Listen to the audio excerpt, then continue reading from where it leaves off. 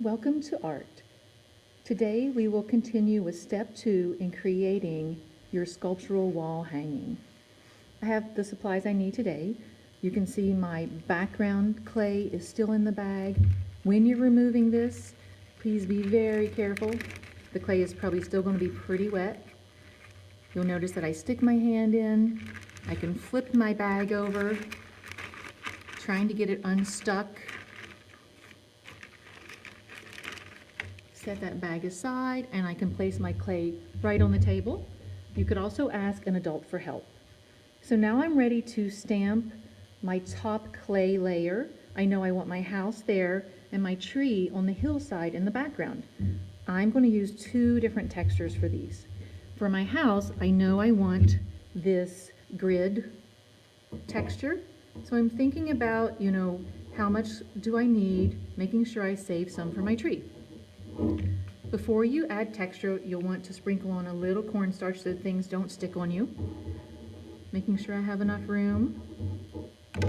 And I'll place that right on the clay, and I can use my rolling pin to add texture to the clay. So that will be for my house. Again, I probably would recommend standing up because you get a better angle on that.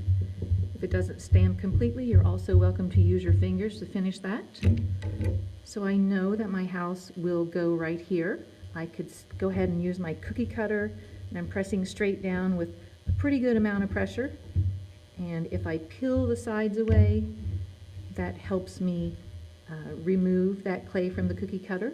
Sometimes you have to turn it over to release that. Don't worry about the cornstarch, that will disappear in the kiln.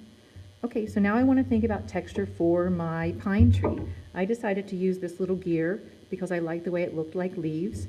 So I'm going to go ahead and add texture in an area larger than I think I'll need. That way the whole surface of my tree will have some nice texture, and that'll look really cool after we add glaze. So you can see that's a little bit bigger than my tree. I'm going to come in and use my cookie cutter to get my tree shape. This is going to look great. I'm just going to set my scraps aside. So now I want to think about attaching this to the background. You'll want to use your slip, which is just watered down clay, and this scoring tool that has these little wires. These are supposed to be bent like that, so don't try to straighten it up. So when I think about placement, where do I want my house and my tree to be? When I'm happy with that, I can turn it over, and I'm going to want to use this tool to scratch up the back. So when I add texture to my pieces of clay, this helps them stick together a bit better. I can come over here and think about where was the area I wanted texture, and I can add a little texture right in that area. I could then use this tool or my finger to add slip to the back.